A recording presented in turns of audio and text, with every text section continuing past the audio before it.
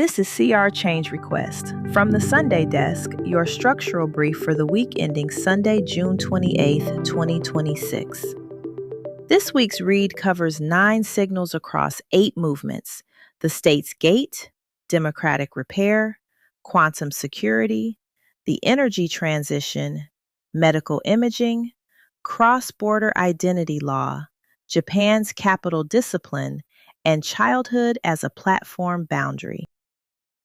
One thread holds them together this week, and it is recognition under pressure.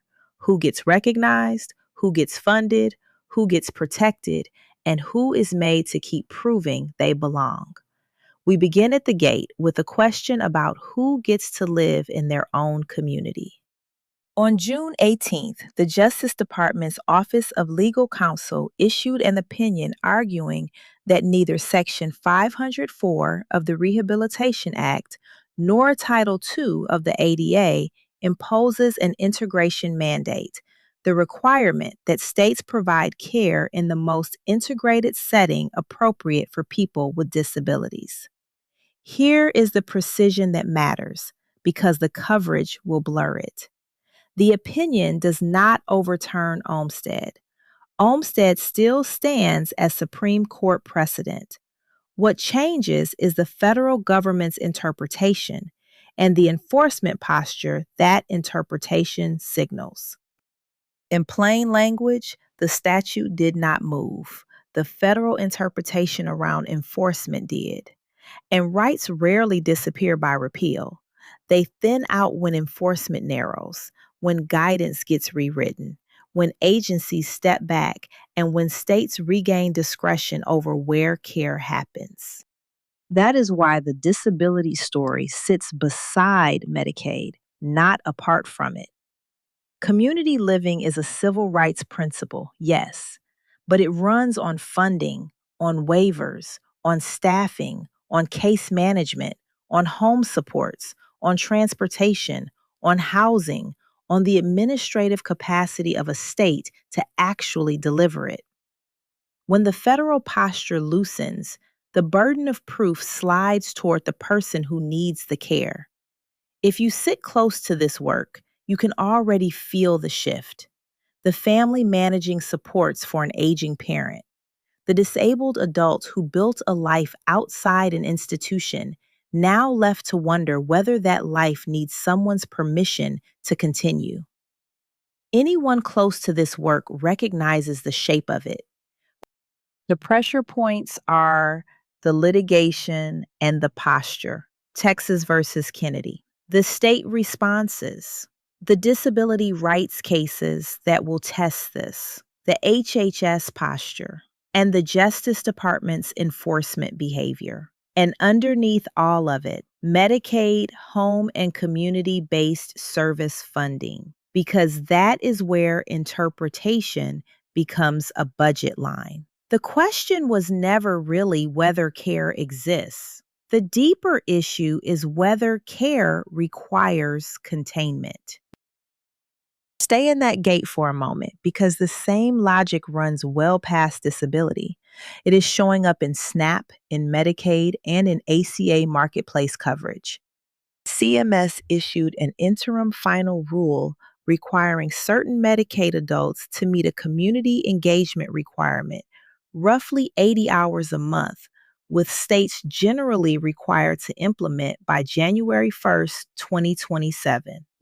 On the food side, SNAP costs are being shifted toward states in 2 steps. Administrative cost shares rise first.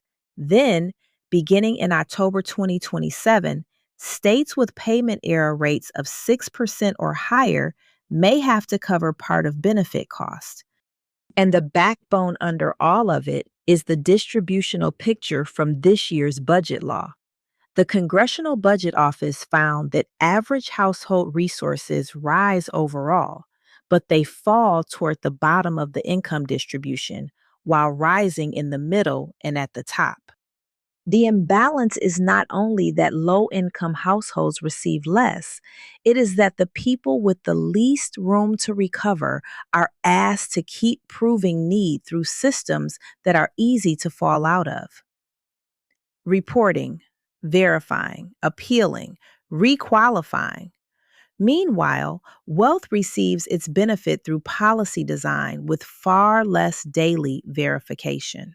A related education access issue sits in the background here, but we have already covered that in a prior CR change request brief. The relevant point today is the pattern. Public support is being narrowed, conditioned, verified, and capped across systems working families depend on. The next inequality fight is administrative, and it is quiet. It is about who gets auto renewed and who has to document, who misses a notice and loses coverage, and who receives the benefit without ever once meeting the gate. Wealth gets protected automatically. Survival has to keep submitting paperwork. Hold that idea of pressure because the next move is about what happens when pressure meets a structure that can bend against one that cannot. Move with me across the Atlantic. Keir Starmer announced his resignation as UK Prime Minister, setting up what looks like an orderly transition with Andy Burnham favored to succeed him and Britain possibly heading toward its seventh leader in a decade. Notice the precision again. He did not vanish. The transition itself is the story. Britain has political flexibility. The United States has constitutional rigidity. A parliamentary system can change the leader without changing the election. A presidential system keeps the term intact, but the pressure does not disappear. It moves into the courts, into the agencies, into Congress, executive orders, shutdown fights, litigation, and the next election cycle. And the timing matters because the United States is about to mark the 250th anniversary of the signing of the Declaration of Independence on July 4th. The official commemoration frames it as a moment to look back and look forward.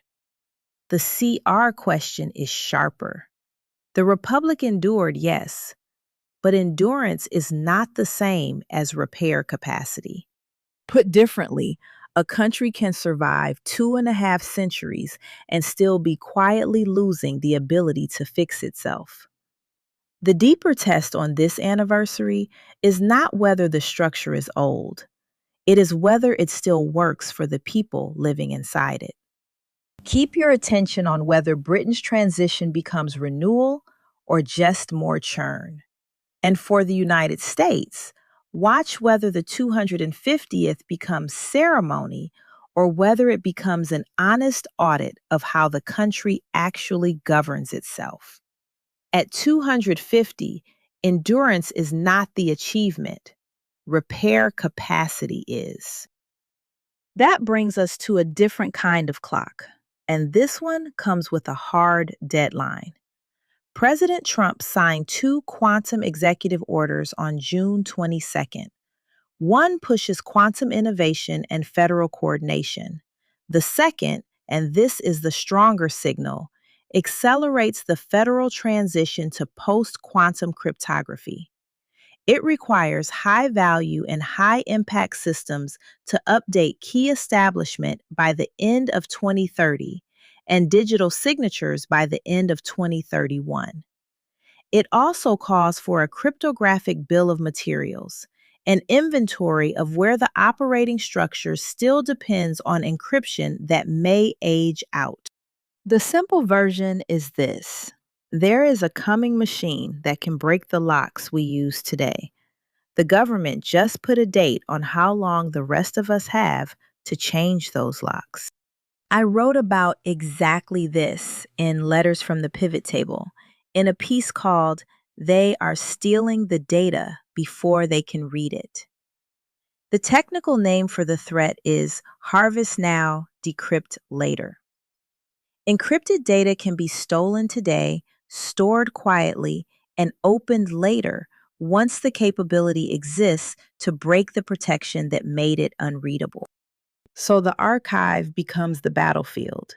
The breakthrough is not only the quantum machine, the breakthrough is the deadline it sets for everyone downstream: agencies, contractors, hospitals, banks, vendors, cloud providers, state governments, every operator running critical rails, and protection will be sequenced. The most prepared institutions migrate first: the community clinic, the minority owned firm, the local government, the underfunded local agency. They may fill the gap later, when it arrives not as a headline, but as a breach, a denied claim, or a decision no one can fully explain. The pressure point to follow is the sequencing. The real question for any institution is whether it knows where its old encryption lives, how long its data stays sensitive, and whether protection arrives before capability does. The security question is no longer whether the data is locked today. It is whether the lock will hold long enough to matter. The archive is not storage, it is exposure waiting for capability. Now, this next one may look like a clean energy headline. It is not, or at least not only. For the first full month on record, solar generated more U.S. electricity than coal. In May, solar came in around 12.8% of U.S. electricity, with coal at 12.2%. Solar crossing coal is not just an energy milestone. It is a geography milestone, a labor milestone, a community milestone. Coal was never only fuel, it was a town model, a tax base, a family wage, a union memory, a political identity, a whole local operating system built around one resource. What that means is the energy mix can change faster than the human economy attached to it. So when solar takes the month, the milestone is real, but it still has to answer for the workers and towns that powered the last era. A number on a chart does not pay a pension or retrain a workforce.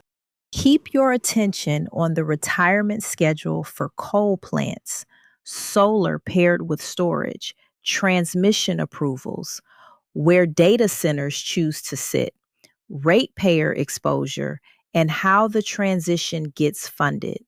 Because AI does not actually live in the cloud, it lives on the grid. And the grid is where this transition gets won or lost. Solar won the month. It has not yet won the transition. This next one moves the question into the body and into who gets to call something medical. Midjourney announced Midjourney Medical, along with a proposed full body ultrasound scanner tied to a future wellness spa model. Butterfly Network confirmed that its ultrasound on chip technology is part of the project, with the licensing and co development deal reported at up to roughly $74 million over 5 years. But the scanner is not a proven diagnostic tool yet. Midjourney is starting with wellness and body composition mapping, while radiology experts have raised real questions about ultrasound's physical limits and the absence of public clinical evidence. So, this is not really a story about cheaper imaging. It is a story about whether consumer generated body data can become clinical evidence. Before healthcare decides whether to trust the scan, the device has to prove what it can actually see. Then the governing structure has to decide who reads it, who documents it, who reimburses it, who acts on it, and who carries the liability when it is wrong. And you already know how this tends to go. The consumer product arrives first, friendly and frictionless, and the hard questions about accuracy and accountability arrive second, after people have already started to rely on it. The part to hold is this: a scan you can buy is not the same as a diagnosis you can trust. The technology may be real, The clinical proof is a separate question. The pressure points are the FDA pathway, clinical validation, whether radiology accepts it, EHR integration, insurance coverage, follow up pathways, who owns the data, and whether wellness becomes the soft entrance into medical infrastructure. The first gate is proof, the second gate is acceptance. The next jurisdiction is different, but the pressure point is familiar. Who gets to decide who belongs? China's ethnic unity law takes effect July 1st. The law includes language allowing people and groups outside China to be held legally accountable for undermining ethnic unity or inciting separatism. Scholars and civic groups in Taiwan have raised concerns that the law could expose people outside the mainland to entry bans, sanctions, public naming, and business pressure, especially anyone with travel, jobs, investments, or family ties inside China. The state is extending identity governance beyond its own physical border. This is more than domestic cohesion policy. It is jurisdiction over belonging, over speech, over memory, over diaspora identity, over cultural alignment. Here is the practical translation. A person living outside China may not be within China's territory, but they can still face practical exposure if they travel, hold assets, maintain business ties, or have family connections inside the mainland. The border of the state and the border of the rule are no longer the same line. What deserves attention is Taiwan's response. Diaspora communities, universities, platform moderation, the international enforcement channels, the Interpol questions, and whether other governments decide to mirror the model. When identity becomes law, culture becomes jurisdiction. There is a capital story sitting underneath the culture this week, and it turns on the cost of money. Japan's Cool Japan Fund, the public-private vehicle built to promote Japanese culture and products overseas, is facing possible abolition or merger after cumulative losses reached 54 billion yen. At the same time, Japan is moving through a higher rate environment. The Bank of Japan raised its policy rate to 1%, the highest level since 1995, with some members pushing for faster hikes as inflation pressure persists. The Cool Japan Fund is the cultural surface. The rate shift is the capital discipline underneath. And the story is not that higher rates cause the losses. The story is that weak public-private bets get much harder to defend once cheap money stops being cheap. When borrowing is cheap, losses are easier to narrate as patient strategy. When money gets more expensive, the same project has to defend itself as infrastructure, not branding. The culture can still travel the world, while the fund built to package it fails at home. The pattern to watch sits in every government, tourism board, creative economy agency, and national brand vehicle running on the same logic. The discipline catching up with Japan is the discipline coming for all of them. Soft power is not free. It carries a balance sheet. Which brings us to the last signal and to the youngest people in this brief. The UK announced plans to bar social media platforms from offering their services to children under 16, with protections expected to take effect in spring 2027. Australia's under 16 restrictions are already live, and Canada's Bill C-34 proposes a 16-year minimum age for social media accounts, with possible exemptions for platforms that can show sufficient safeguards. Separately, researchers at Johns Hopkins identified neurons in an ancient part of the brain that help suppress distraction and direct focus. The science is early, and it should not be used as policy proof, but it supports a larger idea. Attention is biological, environmental, and designed around. I want to name something personally here and then step back out of it. I have been diagnosed with ADHD, and it changed how I understand attention. I stopped seeing focus as a simple matter of discipline. I started seeing it as biological, environmental, and shaped by the structures built around us. That is why this conversation lands for me. Children are being asked to grow up inside platforms engineered to compete for their attention before they fully understand the exchange. So, when governments in the UK, Australia, and Canada start drawing boundaries around children and social media, the real question is not only whether the ban will work, it is whether childhood attention is finally being treated as public infrastructure instead of a private parenting problem. Governments are beginning to treat attention as a protected childhood resource, but a ban alone does not build the childhood it is trying to protect. And the enforcement problem is already visible. In Australia, a recent study found that many under 16s kept using social media after the ban took effect, with renewed enforcement efforts running straight into teenage workarounds. The boundary was drawn. The behavior found its way around it. In plain language, you can pass a rule that says children may not enter. You cannot pass a rule that builds them somewhere better to be.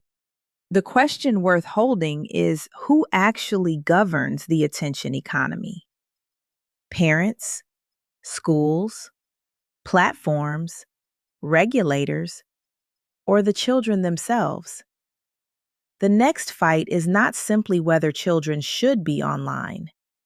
It is who holds authority over their attention. A ban can draw the boundary. It cannot build the childhood. That is 9 signals and one thread holding them together: recognition under pressure. Across every story, the mechanism looked different: a legal opinion, a work requirement, a resignation, an executive order, a market milestone, a medical device, a foreign statute, a central bank, a platform ban. But the move underneath was familiar. The burden of proof is sliding toward the people and institutions with the least room to carry it. So here is the instruction for the week ahead. Track what the system agrees to recognize, not what it announces. And that's the brief for this week. Good to be in the room with you. Until next time, this has been CR Change Request.